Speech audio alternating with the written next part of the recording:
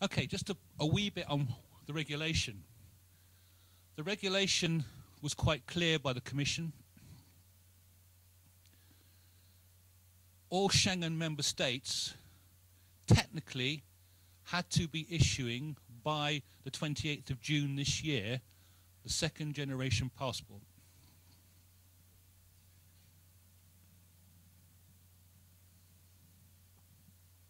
I know there are some states who have yet to launch. Say in theory, we should have done it. It's difficult, and this is where I have a problem. I can't get accurate figures. Because if I ask a member state, are you issuing the ePassport, second generation passport, I guarantee to you they will all say yes. If you say, how many are you issuing? You didn't ask that question. You get the answer, well, we've issued one, or we have a diplomatic one being issued. My gut feel is that we won't have a complete issuance policy across Europe until mid-2010. UK and Ireland, we're not in Schengen. And despite a legal court case to say, please can we join, we were told no, so we are not doing it. We're not issuing a second generation passport. Not until 2012. We've agreed to mirror, but not to mirror the time frame. But we are doing something in the UK. We've been issuing EAC products since November 2008.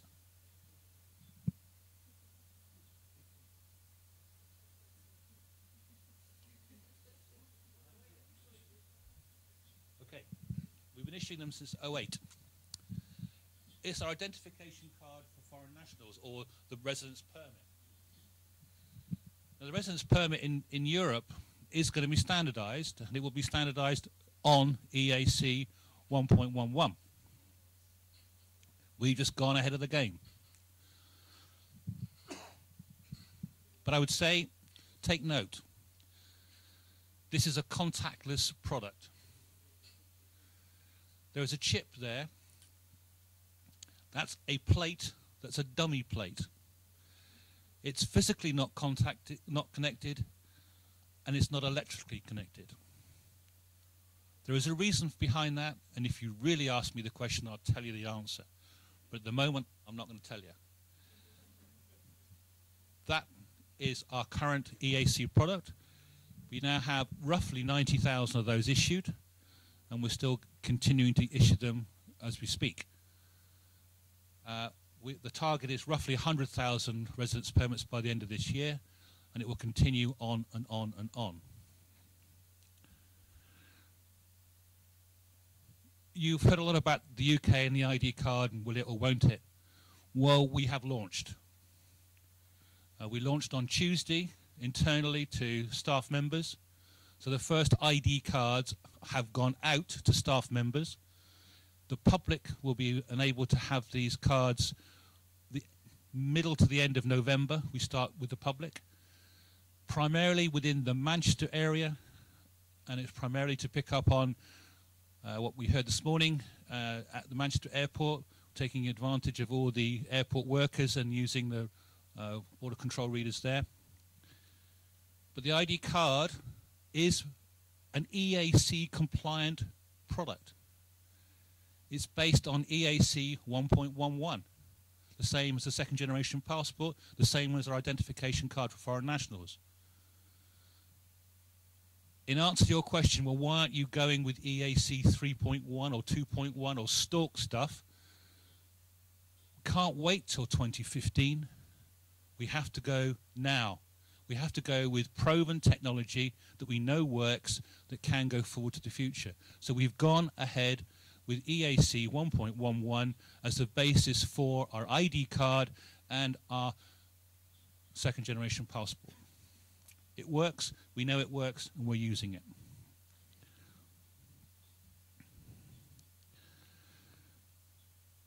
EAC as a product is here, it's working, There's nothing wrong with it. It's complicated, yes, but it's manageable. It can be introduced quite easily if you think about it. It would not have been possible, however, without the full cooperation and support of most of the the EU member states and members of BIG.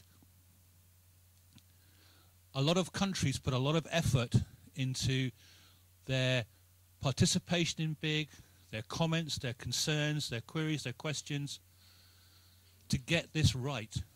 It was a joint effort by all of the BIG members, and for that, I'm eternally grateful. We've achieved what we wanted to do.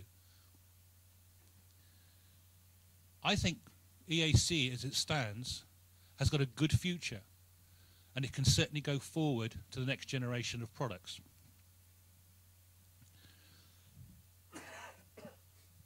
Excuse me. And I think it's going to go forward to the rest of the world, because I think the technology base is solid and sound.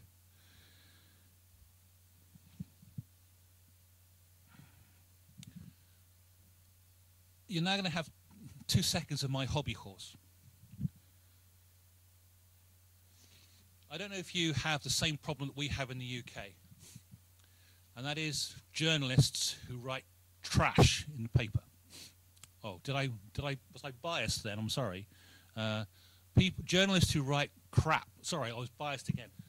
Journalists who write rubbish. I'm biased again. Journalists who write rubbish in the paper. Let's be honest about it.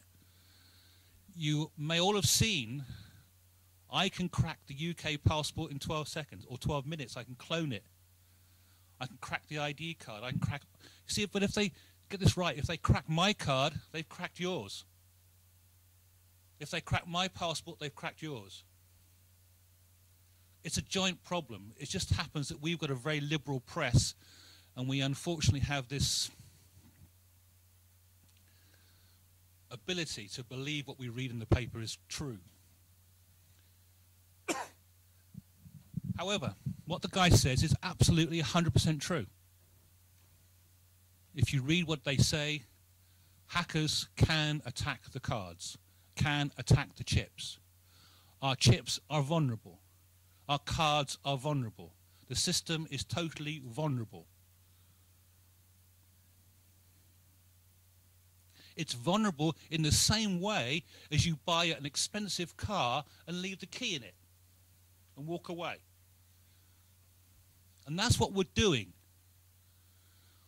What we are doing is leaving the key in the car and walking away. The guys in their article say, we can clone your chip using a phone. It's true. They can do it. We've done it. I can take a phone with NFC technology and I can read your passport and I can pass that information into a PC and I can write that information to another chip.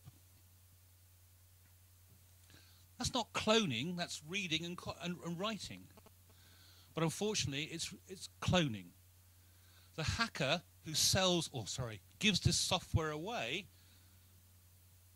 claims on his website that he cannot crack EAC. He can crack BAC, well, big deal, so can I. But he cannot crack EAC and says so on his website. But unfortunately, that doesn't get reported by the journalist. It's not there. That he can change data, he's not, he's writing his own new data, that's fine. What we have done is we've mirrored exactly what they claim to have done in the paper. Used a mobile phone, copied information onto a blank bit of plastic,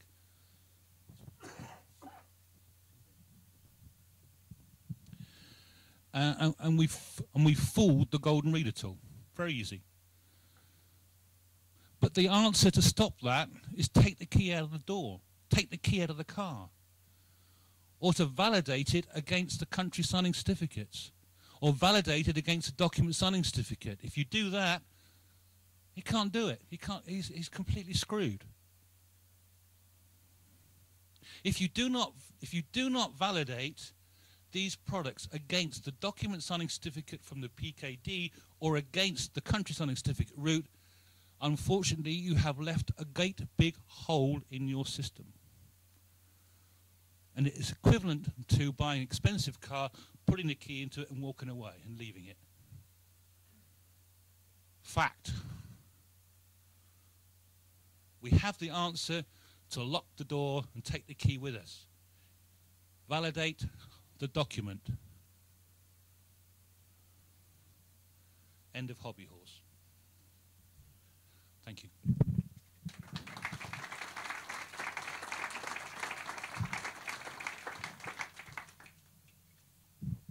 Any questions?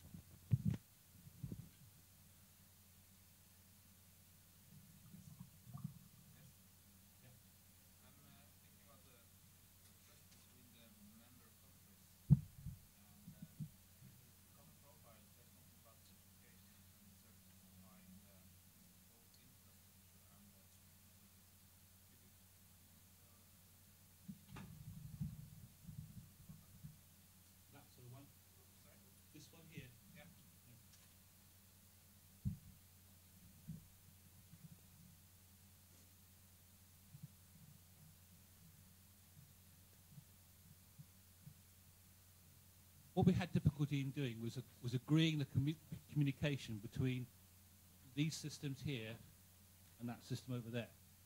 And quite rightly, as you say, there has to be this agreement as to what this is. Yeah? And basically, these are a PKI environment, basically. And they come with protection, not protection, but they come with a certificate policy that's wrapped around the policy for EAC, which incorporates how this is going to operate. And if we want to play ball on a bilateral arrangement to talk to you, or you talk to us,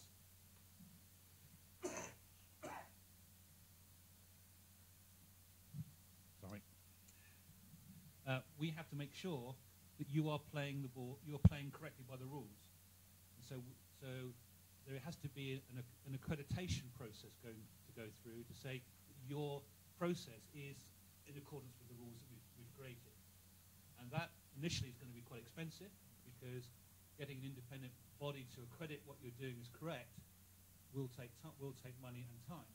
But unfortunately, that's the only way we know of generating and perpetuating the trust. So you would have to go through that process. But the rules do exist to make it happen.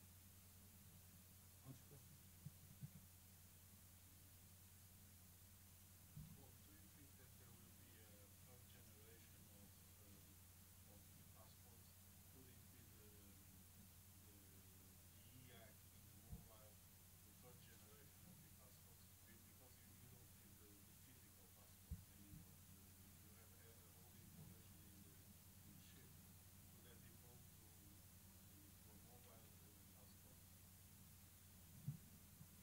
I have my doubts.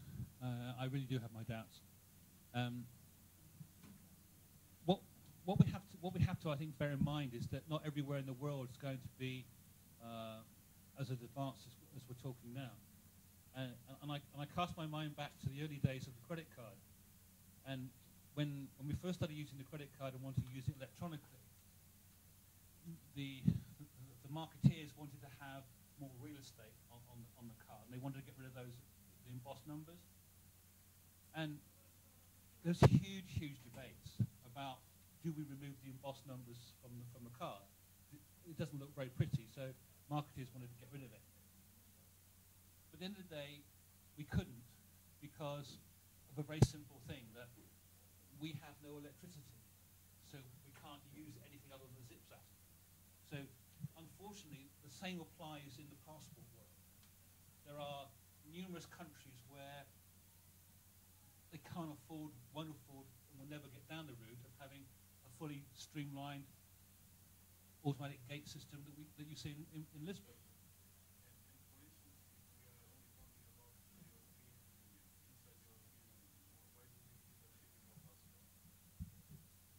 So you're never going to travel outside of Europe?